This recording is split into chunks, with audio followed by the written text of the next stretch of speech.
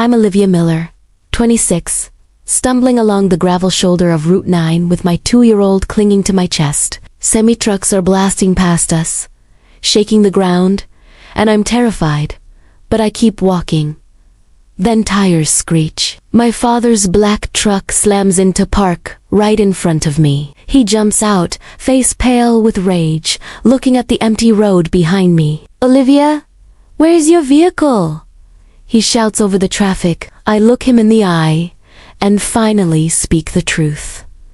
Anthony took my keys. He says, "I'm medically unfit to drive. Drop a comment and let me know where you're listening from and what time it is for you right now. I'd love to know who's part of our community." The silence inside my father's truck was heavy, a stark contrast to the roar of the highway we just left. The air conditioning blasted against my face, drying the sweat, but doing nothing for the cold knot in my stomach. Noah had fallen asleep instantly in the car seat, lulled by the vibration of the engine. I looked at his small, peaceful face and felt my hands start to shake. The adrenaline was fading, leaving behind only shame. "How long?" my father asked. He didn't look at me. His eyes were fixed on the road, hands gripping the steering wheel so hard his knuckles were white. He wasn't asking as a dad, he was asking as a police chief interviewing a witness. 6 months, I whispered. Since Noah turned 18 months old. He took a sharp breath. "Why didn't you tell me?" "Because it didn't look like abuse, Dad. That's the trick. It didn't start with a lock on the door or a raised fist. It started with a casserole. It started with Susan showing up with dinner and saying, 'You look exhausted, Olivia. Let me take the night shift.' And I was exhausted, so I let her. Then it was Anthony saying, 'Babe, why stress about the bills? I'm an accountant. Let me handle the finances so you can focus on Noah.' And I was stressed, so I thanked him. I looked out the window at the passing trees, watching the world blur. I needed him to understand the mechanics of the trap. It's the boiling frog, Dad. You know the story. If you drop a frog in boiling water, it jumps out. But if you put it in cool water and turn the heat up slowly, it cooks to death before it realizes it's dying. That was my life. The heat went up 1 degree at a time. First, Susan moved into the guest house to help. Then, she was in my kitchen every morning criticizing the nutritional value of the oatmeal I made. Then she was checking my grocery receipts, circling items she thought were wasteful. When I complained, Anthony told me I was being ungrateful. He said I had postpartum anxiety. My father's jaw tightened. Did a doctor say that? Oh, Anthony. Every time I questioned why he moved our savings into a new account I couldn't access, he said I was being paranoid. Every time I asked why Susan had a key to our bedroom, he said I was being difficult. They made me feel like my brain was broken. Last week, I tried to drive to the park and my keys were gone. Anthony said he took them for my own safety because I'd been so scattered lately. He said he was protecting me. I looked down at my hands. They were raw from gripping the carrier straps. They checked my phone. Dad. Every night, Anthony said he was just making sure I wasn't doom scrolling, that it was bad for my mental health.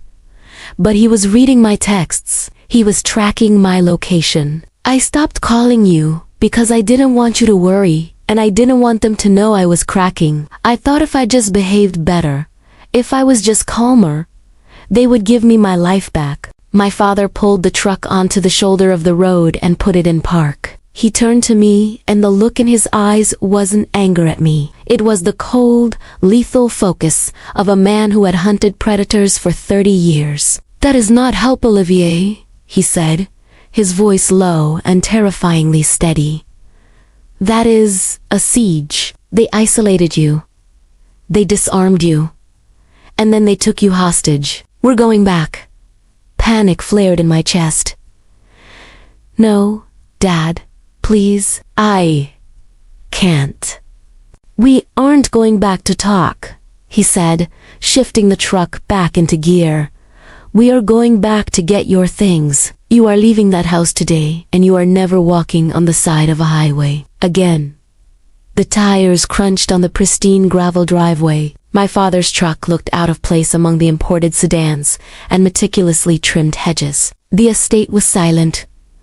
A fortress of beige, stucco, and wrought iron. Dad killed the engine, but neither of us moved. Through the windshield, I saw them. Anthony and Susan were on the patio. Susan was laughing, holding a glass of white wine, while Anthony scrolled on his tablet. They looked like a picture from a magazine. They looked like people who hadn't just forced a mother and child to walk miles on a highway's shoulder. Stay here, my father said. I ignored him. I unbuckled Noah's car seat, my fingers fumbling with the straps, and pulled him into my arms. I wasn't staying behind. I walked up the driveway behind my father, matching his stride. Susan spotted us first. Her smile didn't drop, it just froze. Oh, look who's back, she called out, her voice bright and brittle. And she brought reinforcements. Harold, you're just in time for a glass of Chardonnay. My father walked up the stone steps, his boots heavy on the slate. He didn't look at the wine, he looked at Anthony. Where are her keys? His voice was the same low rumble he used on Suspects, the one that made people stop breathing. Anthony stood up, smoothing his polo shirt. Harold, let's not be dramatic. We were worried about her. She's been unstable. We took the keys for her own safety. You know how new moms get. The casual misogyny, the practiced concern, it made my blood boil. I stepped out from behind my father. I'm not unstable, Anthony. I'm leaving. Susan laughed a short, sharp. Leaving? Where are you going to go, Olivia? You don't have a job. You don't have a car. You barely have a brain cell left that isn't focused on diapers. We are protecting you. We are keeping this family together because you are clearly incapable of doing it yourself. My father stepped between us. He didn't shout. He didn't posture. He just looked at Susan with a cold, flat stare. You aren't protecting her. You are holding her hostage. Give her the keys. No. Anthony crossed his arms, trying to match my father's height, but failing miserably. Or what, Harold? You going to arrest me? It's my car. It's my house. I make the rules. She wants to leave. She can walk, but she's not taking my son. The air in the yard changed. The birds seemed to stop singing. My father took one step closer to Anthony. You want to talk about rules? Fine. Let's talk about the law. You are withholding her personal property. You are restricting her movement. And if you try to stop her from leaving with her child, that is unlawful imprisonment. Susan scoffed.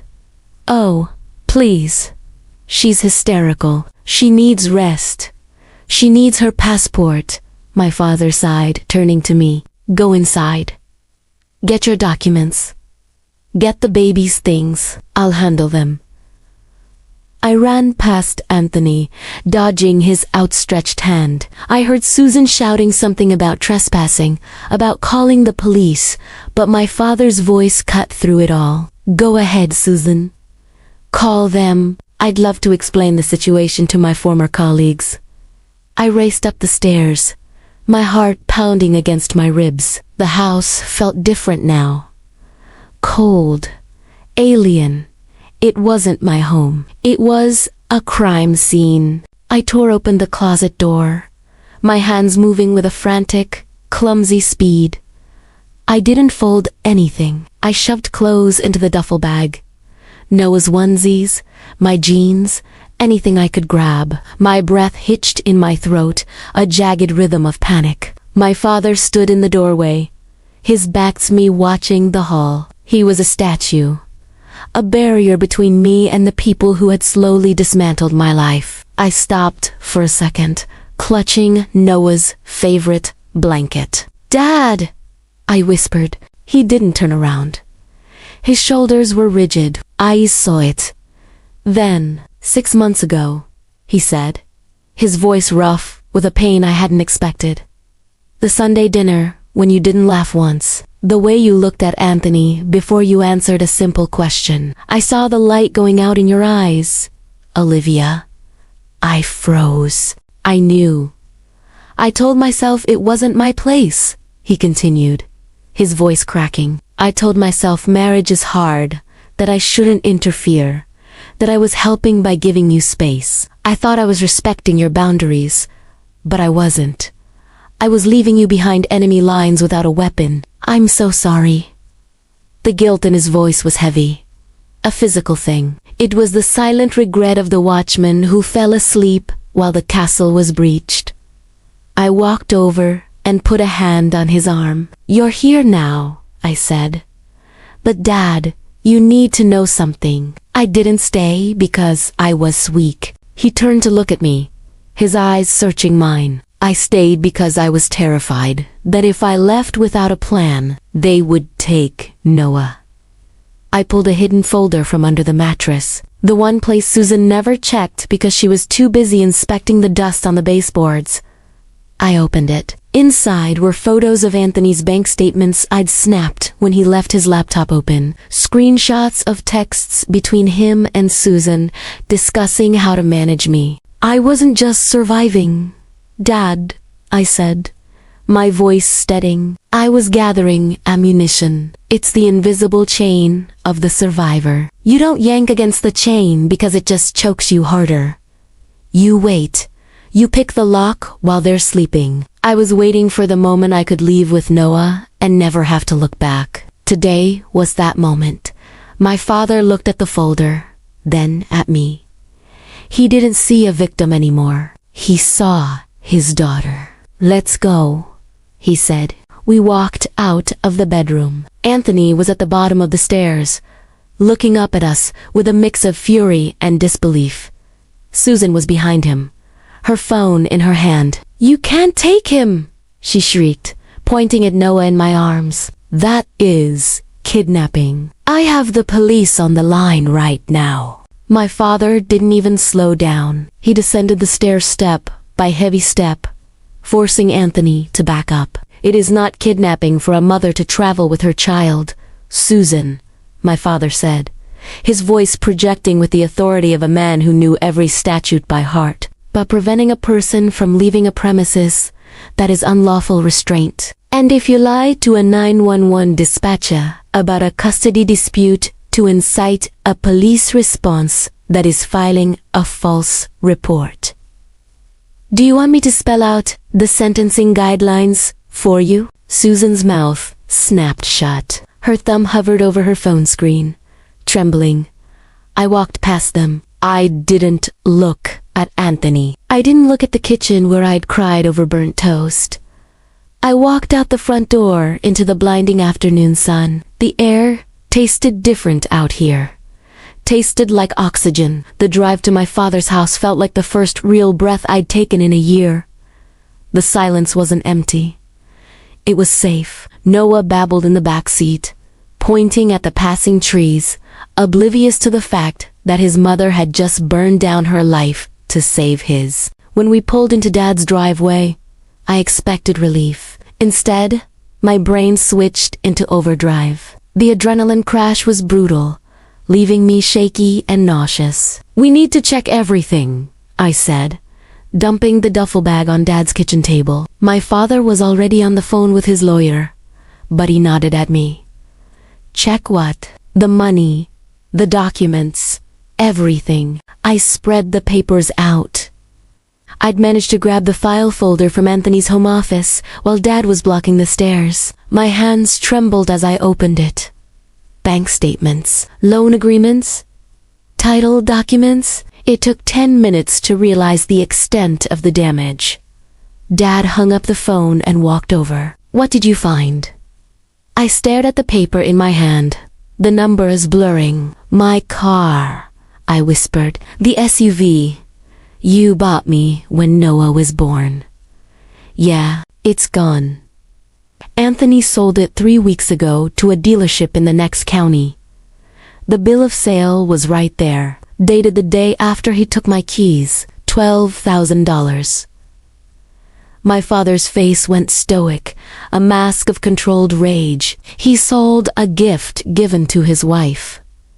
He didn't just sell it. Dad, look at this.